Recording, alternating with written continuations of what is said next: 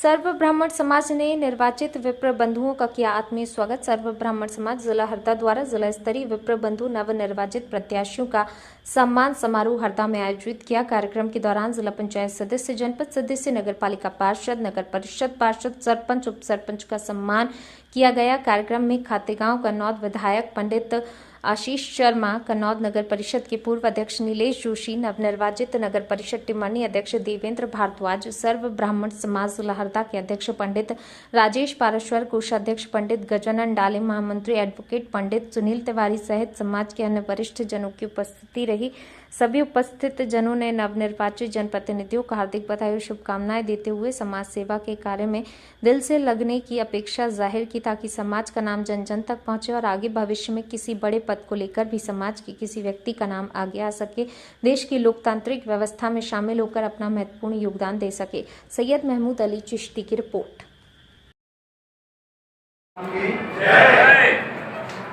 सर्व ब्राह्मण समाज के जनप्रतिनिधियों के सम्मान समारोह में इस गरिमापूर्ण कार्यक्रम में पधारे मां नर्मदा के परम भक्त और हसमुख मिलनसार व्यक्तित्व के धनी खातेगांव के विधायक पंडित आशीष शर्मा जी, उनके साथ पधारे हुए खातेगांव के पूर्व नगर परिषद के अध्यक्ष मृदुभाषी, मिलनसार एवं सबकी हमेशा सहायता करने वाले भाई नीलेश जोशी जी। इस कार्यक्रम की रूपरेखा जिन्होंने बनाई सर्व ब्राह्मण समाज के अध्यक्ष भाई राजेश पाराशर जी, संरक्षक परम आदरणीय मनोहरलाल जी शर्मा जी, आदरणीय प्रमोद पटेल जी, कीर्ति पटेल जी, यहाँ पर उपस्थित महामंत्री जी श्री सुनील तिवारी जी सहित कार्यक्रम में उपस्थित प्राचार्य जो रिटायर्ड हो गए हैं पाराशर जी सहित सभी समाज के बुजुर्गों, माताओं, बहनों, मेरे साथ टिमरनी से आए हुए पार्षद भाई सुनील दुबे जी, बहन मनोरमा उपाध्याय जी, मैं आप सभी जनप्रतिनिधियों को और समाज के सभी बंधुओं को प्रणाम करता हूँ, नमन करता हूँ। सबसे पहले तो मैं अपना परिचय दे दूँ क्योंकि कई लोग नहीं पहचानते होंगे। मैं जैसा बताया देवेंद्र भारद्वाज टिमरनी का निवासी हूँ और दूसरी बार नगर परिषद का मुझे सेवा करने का अवसर मिला है। आज से 22 साल पहले जब डायरेक्ट चुनाव थी जनता के द्वारा, तब मुझे निर्दलीय प्रत्याशी के रूप में टिमरनी के लोगों ने सेवा करने का अवसर दिया। जैसा कि हमारी बहन ने भी बहुत अच्छा भाषण दिया, बताया कि आपके घर कोई भी काम के लिए आ रहे हैं, आप उसकी बात पूरी गहरे से सुनो, समस्या का हल हो या ना हो, लेकिन उससे अच्छे से बात करो, क्योंकि जो परेशान होता है वही तो आपके पास आएगा बात करने, तो वो बहुत गुस्से में आता है, तब आपको बहुत शांत होकर उसको जवाब देना है। फिर बहुत अच्छी बात लगी। साथियों, मेरे पिताजी टिमरनी में सन 1932 में आए और वहाँ एक शिक्षक के रूप में राधा स्वामी स्कूल में उन्होंने अपनी सेवाएं दी सन 1932 में। जब टिमरनी होशंगाबाद जिले में एकमात्र स्कूल हुआ करता था, हरदा के लोग भी शिक्षा ग्रहण करने टिमरनी जाते थे।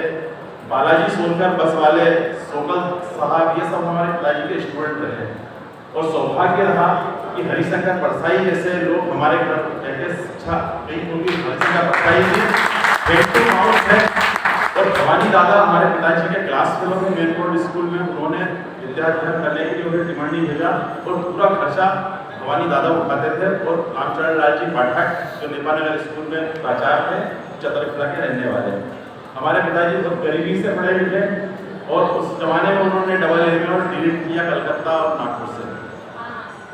साथियों, जनप्रतिनिधि हम सब चुन के आए हैं और ये एक साइकिल है, जीते हैं तो हारेंगे, हारेंगे तो जीतेंगे। अब्दुल कलाम साहब जो भारत के राष्ट्रपति थे, वो जब राष्ट्रपति बनने के पहले भोपाल आए निजी कार्यक्रम में, हमारे एक पारिवारिक शादी थी, उसमें थे वो। हमारे रिश्तेदार थे, जीजा जी लगते हैं, प्रताप भानु जी शर्मा के रिलेटिव हैं। पीवी शर्मा साहब जो राजीव गांधी प्रौद्योगिकी के कुलपति थे, उन्होंने दीक्षांत समारोह में इंजीनियरिंग कॉलेज के हमारे अब्दुल जी कलाम साहब को लेके आए थे। फिर वो एक शादी समारोह में भी शामिल हुए राष्ट्रपति बनने के 4-5 महीने पहले। तो हमारी बहन जी ने हमारा भी परिचय करा दिया कि हमारे देवर हैं और नगर परिषद के अध्यक्ष हैं, पीवी शर्मा साहब के भी परिचय कराए हुए हमारे साले साहब हैं। तब अब्दुल जी कलाम साहब ने एक बात कही थी कि भाई राजनीति के बारे में तो हम ज़्यादा जानते नहीं भारद्वाज जी, लेकिन अगर आप राजनीति में हो, समाज सेवा में हो, तो लगातार लगे रहना और जनता की सेवा करते रहना, एक ना एक बार मौका जरूर लौट के आता है। साथियों, 22 साल पहले जब मैं अध्यक्ष था तब मेरी उम्र भी कम थी, लेकिन 20-22 साल तक मैंने जन सेवा कभी नहीं छोड़ी और आज आप लोगों की कृपा से, भगवान परशुराम के आशीर्वाद से मैं दूसरी बार चुनकर आया। टिमरनी में हमारे साथी जो जनप्रतिनिधि चुन के आए हैं समाज के, तो वो ऐसे ही नहीं आ गया कि कोई भी खड़ा हो गया और आ गए। भाई सुनील दुबे जी चुनाव जीते हैं, कोरोना काल में उनकी सेवाएं देखने लायक थी।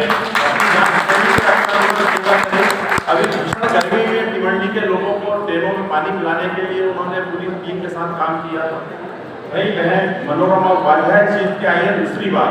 पहली बार तो वो खुद अपने बल पे जीत के आई थी, उनकी उम्र भी ज़्यादा थी, कम थी उस समय और जनता की सेवा करती रहती थी। लेकिन जब दूसरी बार चुनाव जीत के आई तो वो उनके मनोहर बेटे शंकी उपाध्याय के बल पर जीत के आई। शंकी भाई ने भी कोरोना काल में जनता की बहुत सेवा की एवं निरंतर लोगों की सेवा में 24 घंटे खड़े रहते हैं ये लोग।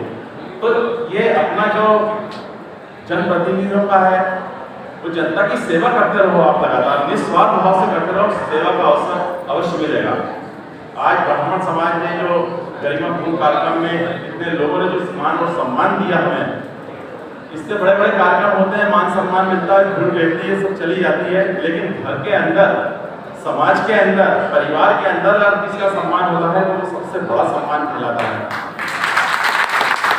आप लोगों ने हमारा मान सम्मान किया, उसके लिए मैं बहुत बहुत आप सभी लोगों को साधुवाद देता हूँ, पूरी समाज को, ब्राह्मण समाज को।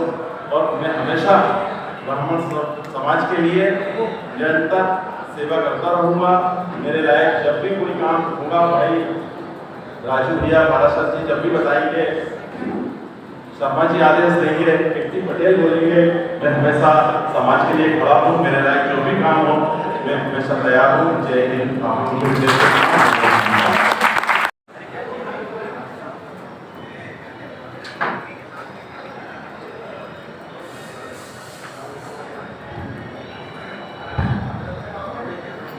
बोलिए भारत माता की जय, नर्मदा मैया की जय, परशुराम भगवान की जय। आज ब्राह्मण प्रतिभाओं से सुसज्जित, नेतृत्व से सुसज्जित इस समृद्ध मंच पर विराजित विप्र गौरव आदरणीय देवेंद्र भारद्वाज जी, मेरे साथ पधारे भाई नीलेश जोशी जी, आदरणीय राकेश जी पटेल साहब, राजेश पाराशर जी, बहन अनीता तिवारी जी, उपस्थित समस्त विप्रजन, मातृशक्ति, युवा साथियों, आदरणीय प्रदीप पटेल जी, आदरणीय ओम प्रकाश तिवारी जी, आदरणीय श्याम जी, नितेश भाई, सिद्धार्थ जी, आदरणीय गौरीशंकर जी और समस्त विप्रजन, मुझे आज यहाँ आकर बहुत अच्छा लगा कि समाज के द्वारा समाज की प्रतिभाओं को आज एक मंच देकर सम्मानित किया गया। व्यक्ति अपने कर्मों से, अपने गुणों से सर्वप्रथम परिवार की प्रशंसा पाता है। आसपास जिस परिवेश में वो निवास करता है, वहाँ उसे प्रशंसा मिलती है, उसे समर्थन मिलता है और उसके बाद एक दिन ऐसा आता है जब वो अपने कार्यों से पर्याप्त कीर्ति अर्जित कर लेता है, सामर्थ्य अर्जित कर लेता है, तो पूरी दुनिया उसकी प्रशंसा करती है, पूरी दुनिया उसका सम्मान करती है। और इसलिए मैं मानता हूँ क्या ब्राह्मण समाज के जितने भी जनप्रतिनिधि यहाँ पर निर्वाचित हुए हैं वो सब बधाई की पात्र है। आरक्षण की व्यवस्था के कारण सामान्य वर्ग के लोगों के लिए नौकरी से लेकर राजनीतिक क्षेत्र में, जनप्रतिनिधि के क्षेत्र में एक लंबा संघर्ष है। हम एक समय में पीएमटी, पीटी और इस परीक्षाओं के नतीजे देखते थे कि किसी को एक अंक मिलता था तो भी उसका चयन हो जाता था, लेकिन किसी के पास 80%, 85% नंबर होते थे, लेकिन वो फिर भी मेरिट लिस्ट में या चयन सूची में नहीं आता था। जो लोग ज्यादा मेहनत करके, ज्यादा परिश्रम करके और जिनको ज्यादा संघर्ष करके अपने आप को साबित करना पड़ता है, मैं मानता हूँ वो वास्तव में बहुत मजबूत, बहुत विद्वान, बहुत सामर्थ्यवान लोग हैं और भगवान की उन पर विशेष अनुकंपा है। क्योंकि हम लोग बहुत संघर्ष करके यहाँ तक आए, इतनी सारी व्यवस्थाओं से संघर्ष करना, जातिवाद के इतने सारे आक्रमणों का सामना करना, और उसके बाद जिस परिवार में, जिस कुल में हमारा जन्म हुआ है, उसके एक प्रतिनिधि के रूप में अपने आप को सफल सिद्ध करना हम लोगों के लिए बहुत बड़ी चुनौती का विषय रहता है। आज मुझे इस बात की भी प्रसन्नता है कि ब्राह्मण समाज की प्रतिभाएं, नेतृत्व करने वाले लोग धीरे धीरे निकल कर आ रहे हैं। राजा महाराजाओं के जमाने में राज पुरोहित का कार्य सबसे श्रेष्ठ धर्म को जानने वाले अति विद्वान व्यक्ति को मिलता था। राजा निश्चित ही राज कार्य का संचालन करता था, लेकिन वो राज कार्य धर्म के अनुरूप हो, मर्यादाओं के अनुरूप हो, नैतिकता के अनुरूप हो, राजा का आचरण धर्म के अनुरूप हो, इसकी शिक्षा यदि कोई देता था तो उसे पुरोहित और ब्राह्मण ही। इसलिए कभी राजवंश भटके नहीं, और जिन्होंने राज पुरोहित की सीख का पालन नहीं किया, जिसने कुल गुरु की आज्ञा का पालन नहीं किया, उसके बताए मार्ग का अनुसरण नहीं किया, ऐसे राजवंश और कुल समय समय पर नष्ट हो गए। आज चूंकि हम एक लोकतांत्रिक प्रक्रिया से गुजर रहे हैं, वो जमाना गया जब राजा का जन्म महारानी के पेट से हुआ करता था। लेकिन आज 5 वर्षों के लिए जो हम जनप्रतिनिधि चुनते हैं वो जनता की एक उंगली से निर्वाचित होता है। और इसलिए राजनीति की आपाधापी में, राजनीति की इस दौड़ में अच्छे लोगों की आज भी आवश्यकता है। मैं ऐसा मानता हूं कि जनता आखिर में सर्वोत्तम का ही चयन करती है। बहुत सारे लोग चुनाव लड़ते हैं, लेकिन आज भी जनता के मन में जिसकी छवि अच्छी होती है, जिसके कार्य अच्छे होते हैं, जिसका व्यक्तित्व अच्छा होता है, जनता उसको अपना आशीर्वाद प्रदान करती है। निश्चित ही लोकतंत्र में संख्या बल का बहुत महत्व है। अटल बिहारी वाजपेयी जैसे राष्ट्रीय नेता, जिनकी प्रशंसा उनके विरोधी भी करते थे, वो भी एक वोट के कारण सरकार बनाने से वंचित रह गए, लेकिन उन्होंने गलत राह को नहीं अपनाया। उन्होंने नैतिकता के ऊंचे आदर्श समाज के लिए स्थापित किए, इस लोकतंत्र के लिए स्थापित किए। और इसलिए मैं ऐसा मानता हूं कि ये जो लोकतांत्रिक प्रक्रिया है उसमें भी हमारे लोग अधिक से अधिक संख्या में चुनकर आए, क्योंकि मैं ऐसा मानता हूं ब्राह्मण को जो संस्कार मिलते हैं, उसके अंदर जो भावनाएं हैं, वो कहीं न कहीं उसे त्याग की ओर ले जाती है, उसे सबका कल्याण करने के लिए प्रेरित करती है। और इसलिए इतिहास ऐसे अनेक उदाहरणों से भरा पड़ा है जब किसी व्यक्ति ने अपना सर्वस्व राष्ट्र को समर्पित कर दिया, सर्वस्व समाज को समर्पित कर दिया, अपने प्राणों का बलिदान कर दिया, लेकिन ये मानवता बची रहे, ये देश बचा रहे, ये समाज बचा रहे, इसकी त्याग भावना के साथ ब्राह्मणों के अनेकों किस्से हमारे इतिहास में भरे हैं।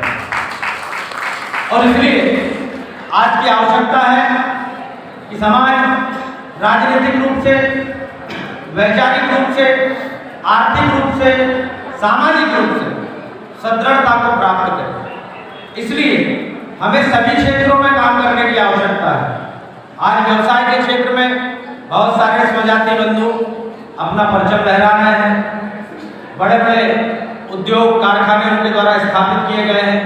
आज से 10-20 वर्षों पूर्व जो कर्मकांड को लेकर, भागवत कथा को लेकर, राम कथा को लेकर, वेदन के कार्यों को लेकर समाज के बच्चों में, युवा पीढ़ी में जो एक विरक्ति का भाव था, वो भी अब समाप्त हुआ है। मैं कई ऐसे बच्चों को जानता हूँ जिन्होंने स्कूल की पढ़ाई की तरफ नहीं जाते हुए कर्मकांड के मार्ग को चुना, और ये वास्तव में एक अच्छी प्रवृत्ति, एक अच्छा लक्षण है कि हमारे आने वाली पीढ़ी पुनः इस देश को दुनिया में गौरवान्वित करेगी। हमारी वैदिक संस्कृति, हमारी पौराणिक संस्कृति, जिसका नेतृत्व ब्राह्मण किया करते थे, उसकी गूंज वापस से पूरी दुनिया में होगी, इसमें कोई संशय नहीं है। क्योंकि हमारी जो भावी पीढ़ी है वो संस्कारों की तरफ, धर्म कर्म की तरफ वापस से मुड़ रही है। उनके अभिभावकों को धन्यवाद देता हूँ, माताओं को धन्यवाद देता हूँ जो अपने बच्चों को अच्छे संस्कारों से पुष्पित कर रही है, पल्लवित कर रही है। और वास्तव में आज के समय की आवश्यकता यही है, यदि एक ब्राह्मण पूरी दुनिया में भगवान शिव की पूजा के लिए, उपासना के लिए, आराधना के लिए मंदिरों तक पहुंचा सकता है, तो हम इस बात को क्यों नहीं मानते कि हम भी अपनी क्रियाओं से, हम भी अपने ज्ञान से, हम भी अपने अध्यात्म से, हम भी अपनी पूजा पद्धति से पूरी दुनिया का कल्याण करने में समर्थ हैं। बशर्ते हम अपनी इस शक्ति को पहचाने। निश्चित ही विद्वानों में संगठन होना बहुत मुश्किल होता है, क्योंकि हर व्यक्ति का अपना एक विचार होता है, हर व्यक्ति का अपना एक अध्ययन होता है। पुराने समय में भी हम देखते थे कि महीनों तक शास्त्रार्थ होते थे, वेदों की ऋचाओं पर, भाषाओं पर टीका टिप्पणियां चलती थी, और शास्त्रार्थ के बाद अंत में निचोड़ निकलता था और किसी एक बात पर पूरी सभा सहमत होती थी, समस्त विद्वान सहमत होते थे। इसलिए विद्वानों में संगठन नहीं होता, ऐसा नहीं है। विद्वानों में संगठन होता ही है, लेकिन हर कोई अपनी बात को जब पूरा कर जाता है, जब तक अपनी बात में और अपने तर्क से सामने वाले से सहमत नहीं होता, तब तक वो अपनी पराजय स्वीकार नहीं करता। इसलिए मैं ऐसा मानता हूँ कि विद्वानों में संगठन भी हो सकता है, संगठन होता भी है, लेकिन हमें सबकी बातों का सम्मान करने की और सबकी बातों को सुनने की क्षमता भी अपने अंदर लेकर आना चाहिए। सबकी अपनी अपनी पद्धतियां हैं, सबके अपने अपने तरीके हैं, सबके तरीके भिन्न भिन्न हो सकते हैं, सबकी पद्धतियां अलग अलग हो सकती है, लेकिन लक्ष्य सबका एक होना चाहिए, उस प्रभु को प्राप्त करने का, उस भगवान की शरण तक पहुंचने का। अगर हमने इस मार्ग का अनुसरण किया तो मैं विश्वास दिलाता हूँ कि हम कभी अपने लक्ष्य से नहीं भटकेंगे। ब्राह्मण सामर्थ्यवान है, भगवान ने उसे सब कुछ दिया है, इसलिए उसे याचक बनने की आवश्यकता नहीं है। उसे सिर्फ जिन चीजों से उसकी पहचान है, उस पहचान को नहीं मिटने देना है, उस तेज को नहीं समाप्त होने देना है। जिस दिन ब्राह्मण की पहचान और उसका तेज उसके मुकुट पर चमकता रहा, उसके ललाट पर दिखता रहा, पूरी दुनिया उसके चरणों में प्रणाम करेगी, पूरी दुनिया उसके आदेश का पालन करेगी, ऐसा मेरा दृढ़ विश्वास है। आप सबके आशीर्वाद के कारण मुझ जैसे कई सारे कार्यकर्ता आज सामाजिक क्षेत्र में सेवा कर रहे हैं। हम भी प्रयास करते हैं कि समाज की जो टूटी फूटी सेवा हो सके वो हम करने का लगातार काम कर रहे हैं, लेकिन अपना क्षमा भाव, अपना दया भाव हमारे ऊपर सदैव बनाए रखिएगा। बहुत मुश्किल से कोई एक व्यक्ति अपने घर की दहलीज से, कोई एक माता, कोई बहन घर के आंगन से निकलकर बुजुर्गों की दुआएं लेकर, परिवार की मर्यादा को लेकर, परिवार का सम्मान लेकर इस लोकतंत्र के मंच पर उपस्थित होती है। उस बेटी को भी इतनी सामर्थ्य दीजिए कि वो रानी लक्ष्मीबाई का स्वरूप धारण करके नारी शक्ति के जागरण के लिए काम कर सके, समाज में सबको बराबर का स्थान मिले, सबका सम्मान हो और प्रतिभाओं को बढ़ने का अवसर मिले, तो कभी समाज पतित नहीं होगा, कभी समाज कमजोर नहीं होगा। मैं सभी विप्रजनों को जो मंच पर विराजित हैं उनको प्रणाम करता हूँ। जहाँ कहीं भी राजनीतिक चेतना के लिए हमारी आवश्यकता लगे, जहाँ कहीं भी समाज को अन्य प्रयोजनों के लिए भी हमारी आवश्यकता लगे, हम सहृदय से अपना तन मन और धन समाज को समर्पित करने के लिए खड़े हैं। आपका आशीर्वाद और स्नेह इसी तरह बना रहे। हरदा की सर्व ब्राह्मण समाज को इस आयोजन के लिए मेरी ओर से बहुत बहुत शुभकामनाएं। धन्यवाद।